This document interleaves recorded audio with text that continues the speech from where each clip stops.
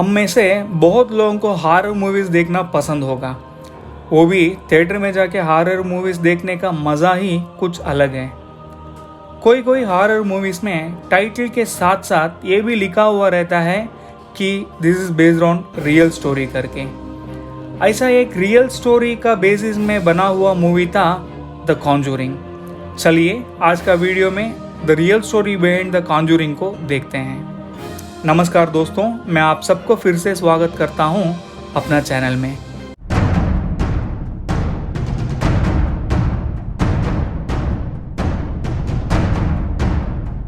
2013 में रिलीज हुआ था द कॉन्जूरिंग मूवी एंड ये मूवी का डायरेक्टर था James van.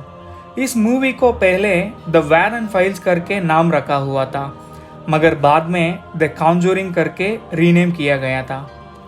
The Warren files इसीलिए रखा गया था क्योंकि ये कहानी में जो सियांस प्रोसेस करते हैं वो Edward Warren and Lorraine Warren थे। सियांस मतलब मरा हुआ स्पिरिट के साथ बात करने का जो कैपेबिलिटी होता है उसको सियांस बोलते हैं। रोड आइलैंड न्यू इंग्लैंड का एक छोटा सा स्टेट है रोड आइलैंड। इस जगह में शुरू हुआ था द कॉन्जूरिंग का असली कहानी।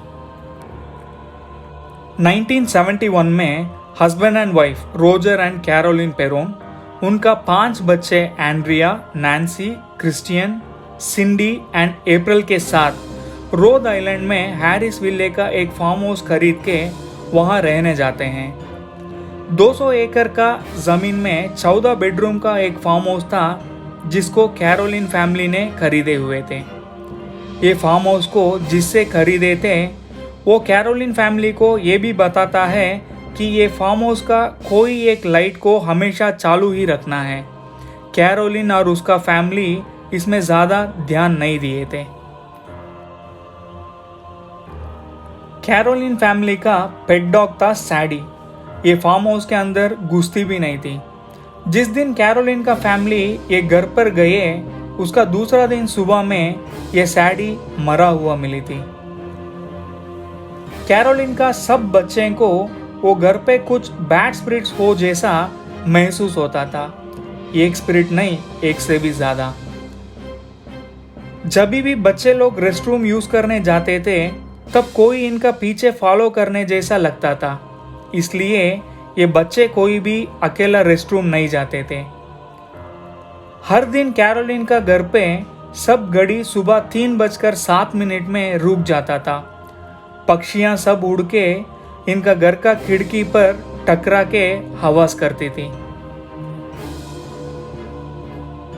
घर के अंदर का झाड़ू गायब होना, टॉयलेट्स अपने आप फ्लश होना, ऐसा छोटे छोटे चीजें इस घर में होता रहता था। रोजर का बच्ची सिंडी को उनका घर का फ्रिज के अंदर का सामान बाहर फेंका हुआ मिलती है। ये घर का खिड़की का कांच टूटा हुआ था, मगर कांच का एक भी टुकड़ा नीचे से मिली नहीं थी। और घर में कुछ बदबू आना, ऐसा बहुत सारे चीजें होती हैं। थोड़े दिन के बाद हर रोज सुबह में किसी बच्चे का पलंग जमीन छोड़कर ऊपर नीचे होता रहता था। एक रात ये घर का हाल में से कोई थाली बजाने जैसा आवाज सुनाई देती है। इसको सुनकर कैरोलिन ये आवाज का पीछे ही चलती है, मगर कैरोलिन को कोई दिखता नहीं था। इतना होने के बाद demonologist Edward Warren and Lorraine Warren से मिलने जाती है कैरोलिन। डेमोनोलॉजिस्ट मतलब ये गोस्ट या पैरानॉर्मल एक्टिविटीज के बारे में जो रिसर्च करते हैं उनको बोलते हैं डेमोनोलॉजिस्ट। एंड इसमें लोरेन वैरन एक क्लैरवोयेंट है, मतलब ये एक सुपर नेचुरल पावर है जिसको सिर्फ किसी को टच करने से ही उनका लाइफ में पास्ट में जो हुआ और फ्यूचर में जो होने वाला चीज़ों का जानने का कैपेबिलिटी होता है, उसको क्लैरवोयेंट बोलते हैं। इनसे कैरोलिन कांटेक्ट करके अपना घर में जो हो रहे पैरानॉर्मल एक्टिविटीज़ का बारे में बताती है, जिसको सुनकर demonologist Edward Warren and Lorraine Warren एक केस लेने के लिए मान जाते हैं।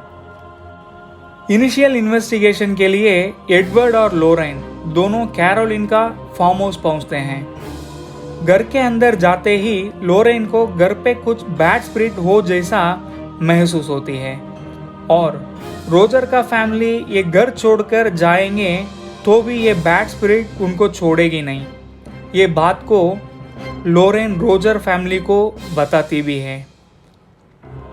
एडवर्ड एंड लोरेन दोनों ये घर के बारे में आगे रिसर्च करते हैं, जिसमें ये पता चलता है करीब 1830 में ये मकान एक काला जादू करने वाली औरत का मकान था और उसका नाम था बाथशेबा शर्मन, जिसने वो मकान का मालिक उसका अलावा दूसरा कोई होने नहीं चाहती थी। 1863 में उसकी 7 दिन ही हुए बच्चे को बलि देकर खुद भी मर गई थी, सुबह 3:07 में, जिस टाइम में ये मकान का सब घड़ी रुक जाती है। बाथशेबा मरते मरते एक कर्ज भी दी थी, ये मकान में कोई भी रहने आएंगे उनको शांति से रहने नहीं देगी। 1863 के बाद इस घर में बहुत सारे suicide cases and murder cases भी रिपोर्ट हुआ था, जिसका जानकारी कैरोलिन का फैमिली को नहीं था।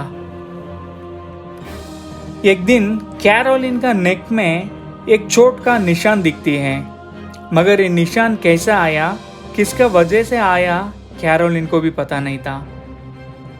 एक दिन लोरेन बाथशेबा को ये घर के पीछे का एक पेड़ में खुद को टांग के मरे हुए देखती है, जैसा ये मूवी में दिखाए थे वैसे ही। लोरेन एक दिन डिसाइड करती है कि वो स्पिरिट बाथशेबा के साथ बात करके कैरोलिन का फैमिली को अटैक करने का कारण जानना चाहती थी। ये स्पिरिट के साथ बात करने का जो प्रोसेस है, इसको सियांस कहते हैं। ये बात सबको रिकॉर्ड करने के लिए घर के अंदर कैमरा वीडियो रिकॉर्डर रख के एक एविडेंस कलेक्ट करने का चक्कर में रिकॉर्ड करते हैं एडवर्ड एंड लोरेन दोनों। अब बाथशेबा के साथ बात भी शुरू होती है। तब ये बाथशेबा का आत्मा कैरोलिन के शरीर में आ जाती है और कुछ अलग ही भाषा बोलना शुरू करती है, जो अब तक ये दुनिया में ऐसा वो कोई भाषा सुना ही नहीं होंगे। कैरोलिन जिस चेयर में बैठी हुई थी, वो चेयर रूम का कोने तक उड़कर चला जाती है। कैरोलिन का हाथ पैर सब उल्टा सीधा होने लगती है और अजीब से हरकतें भी करने लगती है। ये सबको देखकर रोजर को बहुत बुरा लगता है। रोजर ईद और लोरेन को ये सियांस बंद करके घर से बाहर निकलने के लिए बोलता है, क्योंकि ये सियांस का वजह से कैरोलिन को बहुत चोट लग जाती है। इसलिए अब एडवर्ड और लोरेन दोनों कैमरा एंड वीडियो रिकॉर्डर के साथ कैरोलिन का घर छोड़कर निकल जाते हैं। उसके बाद कुछ फिनेंशियल कारण के वजह से 10 साल तक वही घर पे रहते हैं कैरोलिन का फैमिली। 1819 में घर छोड़कर कैरोलिन का फैमिली जॉर्जिया में सेटल हो जाते हैं। बस यही फर्क था the Conjuring movie and the real story में। भूत को भगाए नहीं थे, मगर कैरोलिन का फैमिली फार्म हाउस छोड़कर निकल गए थे। ये 10 साल तक बाथशेबा शांत रहती है। कैरोलिन का फैमिली ये फार्म हाउस छोड़कर निकलने के बाद ये फार्म हाउस में रहने आते हैं हॉटसन का फैमिली। वापिस शुरू होती है बाथशेबा का परेशानियाँ।